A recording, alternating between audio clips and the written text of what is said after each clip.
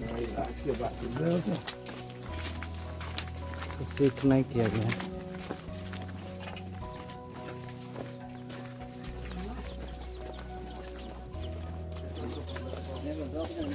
मूली की पैदाइश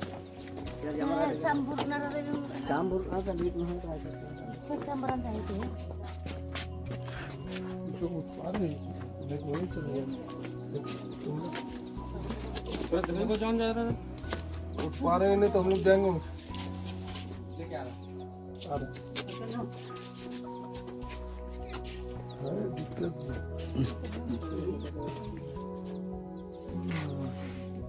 बकरी बगल का नहीं रही थी जंगल में ढूंढेगी। ये और बची इधर है इधर इधर हॉस्पिटल भेज देते हैं। गरम फीवर भी होगा।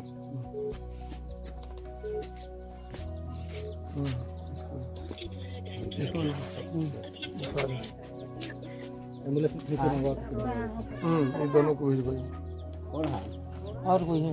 और कोई है और कोई है बीमार बर्फी क्या उड़ा? बर्फी क्या उड़ा? एन बोलो ना क्या नहीं तुम अपना थोड़ा कम से कम आउट हम लेंगे में माल सबर हो जा रहा है आउट चाहिए का दवा लेकिन किसी को बेसी हो अब डालें तो वहाँ ले जाना।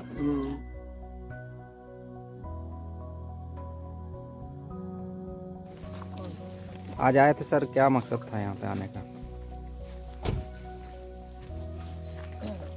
देखिए सुंदर पहाड़ी क्षेत्र है, खास करके यह जो दामिन क्षेत्र का यह पहाड़ी क्षेत्र है काफ़ी दुर्गम है।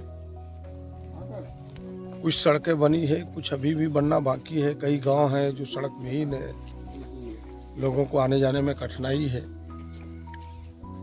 लेकिन सबसे बड़ी कठिनाई अभी जो सामने आई है कि यह जो मौसम है बरसात के बाद, खास करके इस जंगली इलाके में मलेरिया का प्रकोप थोड़ा बढ़ता है और एकाएक यहाँ प्रकोप बढ़ा।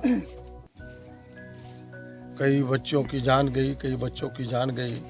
जब बातें संज्ञान में आई तो हमें लगता है प्रशासन ने कदम उठाया है। इस मुहिम में प्रशासन लगी है, उनके अधिकारी, उनके स्वास्थ्य विभाग के लोग लगे हैं। जगह जगह छिड़काव, जगह जगह जांच, सारी चीज हो रहे हैं। लेकिन लगता है कि और इस मुहिम को तेज करने की जरूरत है और अस्थायी समाधान के लिए जिन गांवों की सड़कें अभी तक नहीं बन पाई, उन गांवों तक जल्दी सड़क बने। और हमें लगता है कि यह जो प्रशासन ने भी कदम उठाया है, जांच, दवा, थोड़ा इसको और व्यवहारिक करना होगा धरातल पर उतारने के लिए, क्योंकि लोग काम पर चले जाते हैं, घर उनके बंद पाए जाते हैं, उनके घरों में छिड़काव भी नहीं हो पाता। मैं एक गांव रुका था थोड़ी देर पहले, उस गांव का नाम था बड़ा सिंदरी। तो जो छिड़काव करने वाले कर्मी थे, उनसे जब मैंने पूछा तो उन्होंने कहा कि मैं 32 घरों में गया, 26 घर बंद पाया, 6 घरों में ही छिड़काव कर पाया। कारण यह था कि 26 घर के लोग काम करने बाहर चले गए थे। प्रशासन को थोड़े पहले से कि भाई एक दिन घर में रहो, प्रयास करके, या फिर छिड़काव सुबह करे जब काम पर ना निकले, कुछ न कुछ इस प्रकार की व्यवस्था खड़ी करनी होगी ताकि छिड़काव भी पूरा हो सके। थोड़े जागरूक नहीं है, कुछ कम पढ़े लिखे लोग हैं, तो ऐसे लोगों को, जो इस क्षेत्र के जागरूक लोग हैं, जो सामाजिक लोग हैं, जनप्रतिनिधि लोग हैं, ऐसे लोगों को गांव में जाके लोगों को समझाना होगा कि जो दवाएं दी जा रही है आपके बचाव के लिए, जो एहतियात बरतने के लिए आपको कहा जा रहा है, उन चीज़ों पर आप ध्यान दें। थोड़ी जागरूकता की भी आवश्यकता है। और मैं स्वयं मुख्यमंत्री जी से बात करूंगा, उनका क्षेत्र भी है, संवेदनशील रहते हैं गरीबों के प्रति, सरकार भी संवेदनशील है। मुख्यमंत्री जी तो इस दर्द को समझते हैं। हमें लगता है कुछ जो उनकी आंखों से अब तक ओझल है, उनकी आंखों के सामने लाएंगे तो हमें लगता है कि इस समस्या का अस्थायी समाधान होगा। और मुझे विश्वास है कि कभी काल कुछ बुराई में भी अच्छाई छिपी रहती है। हमें लगता है कि यह घटना सरकार के भी आंख को खोला है, प्रशासन के भी आंखों को खोला है, और हमें लगता है इस बुराई में फिर अच्छाई देखने को आएगा और इनकी सारी समस्याओं का समाधान होगा। मैं दावे के साथ कह सकता हूँ, कोई राजनीति बात नहीं है, इतना कह सकता हूँ कि उनके संज्ञान में भी पहले से भी कुछ बातें होगी, कुछ बातें ओझल होगा, उन सारी बातों को लाने का प्रयास करूंगा और इसके समाधान निकलेंगे। आज आए थे सर, क्या मकसद था यहाँ पे आने का? देखिए, सुंदर पहाड़ी क्षेत्र है, खास करके यह जो दामिन क्षेत्र का यह पहाड़ी क्षेत्र है, काफ़ी दुर्गम है। कुछ सड़कें बनी है, कुछ अभी भी बनना बाकी है। कई गांव हैं जो सड़क विहीन है, लोगों को आने जाने में कठिनाई है। लेकिन सबसे बड़ी कठिनाई अभी जो सामने आई है कि यह जो मौसम है बरसात के बाद, खास करके इस जंगली इलाके में मलेरिया का प्रकोप थोड़ा बढ़ता है और एकाएक यहाँ प्रकोप बढ़ा, कई बच्चों की जान गई, कई बच्चों की जान गई। जब बातें संज्ञान में आई तो मुझे लगता है प्रशासन ने कदम उठाया है। इस मुहिम में प्रशासन लगी है, उनके अधिकारी, उनके स्वास्थ्य विभाग के लोग लगे हैं, जगह जगह छिड़काव, जगह जगह जांच, सारी चीज हो रहे हैं। लेकिन लगता है कि और इस मुहिम को तेज करने की जरूरत है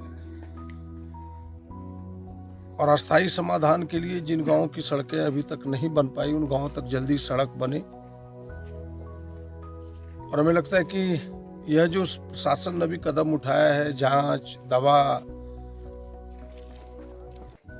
थोड़ा इसको और व्यवहारिक करना होगा धरातल पर उतारने के लिए, क्योंकि लोग काम पर चले जाते हैं, घर उनके बंद पाए जाते हैं, उनके घरों में छिड़काव भी नहीं हो पाता। मैं एक गांव रुका था थोड़ी देर पहले, उस गांव का नाम था बड़ा सिंदरी। तो जो छिड़काव करने वाले कर्मी थे, उनसे जब मैंने पूछा तो उन्होंने कहा कि मैं 32 घरों में गया, 26 घर बंद पाया, 6 घरों में ही छिड़काव कर पाया। कारण यह था कि 26 घर के लोग काम करने बाहर चले गए थे। प्रशासन को थोड़े पहले से कि भाई एक दिन घर में रहो, प्रयास करके, या फिर छिड़काव सुबह करे जब काम पर ना निकले, कुछ न कुछ इस प्रकार की व्यवस्था खड़ी करनी होगी ताकि छिड़काव भी पूरा हो सके। थोड़े जागरूक नहीं है, कुछ कम पढ़े लिखे लोग हैं, तो ऐसे लोगों को, जो इस क्षेत्र के जागरूक लोग हैं, जो सामाजिक लोग हैं, जनप्रतिनिधि लोग हैं, ऐसे लोगों को गांव में जाके लोगों को समझाना होगा कि जो दवाएं दी जा रही है आपके बचाव के लिए, जो एहतियात बरतने के लिए आपको कहा जा रहा है, उन चीज़ों पर आप ध्यान दें। थोड़ी जागरूकता की भी आवश्यकता है। और मैं स्वयं मुख्यमंत्री जी से बात करूंगा, उनका क्षेत्र भी है, संवेदनशील रहते हैं गरीबों के प्रति, सरकार भी संवेदनशील है, मुख्यमंत्री जी तो इस दर्द को समझते हैं। हमें लगता है कुछ जो उनकी आंखों से अब तक ओझल है, उनकी आंखों के सामने लाएंगे तो हमें लगता है कि इस समस्या का अस्थायी समाधान होगा। और मुझे विश्वास है कि कभी काल कुछ बुराई में भी अच्छाई छिपी रहती है। हमें लगता है कि यह घटना सरकार के भी आंख को खोला है, प्रशासन के भी आंखों को खोला है, और हमें लगता है इस बुराई में फिर अच्छाई देखने को आएगा और इनकी सारी समस्याओं का समाधान होगा। मैं दावे के साथ कह सकता हूँ, कोई राजनीति बात नहीं है, इतना कह सकता हूँ कि उनके संज्ञान में भी पहले से भी कुछ बातें होगी, कुछ बातें ओझल होगा, उन सारी बातों को लाने का प्रयास करूंगा और इसके समाधान निकलेंगे।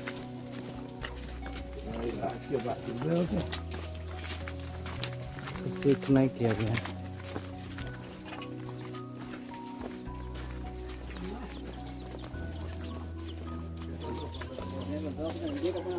की पैदाइश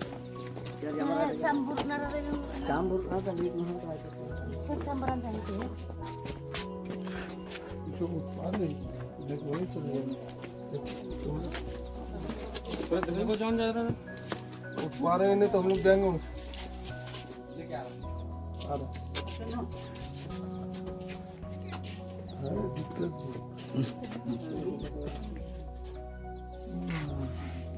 बकरी बगल का नहीं रही, जंगल में बेच होगी।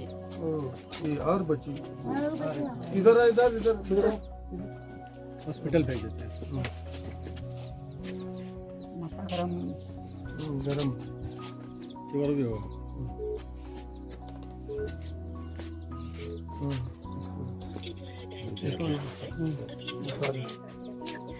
एम्बुलेंस ये दोनों को भेज भाई। और कोई है?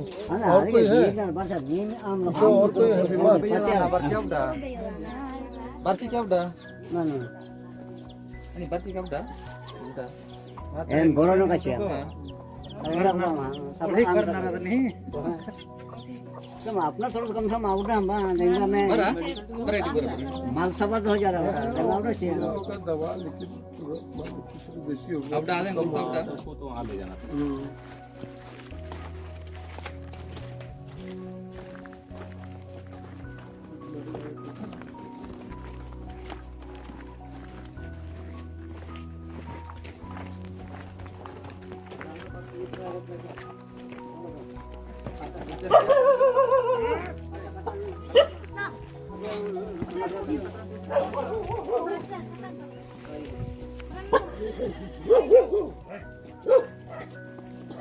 काटा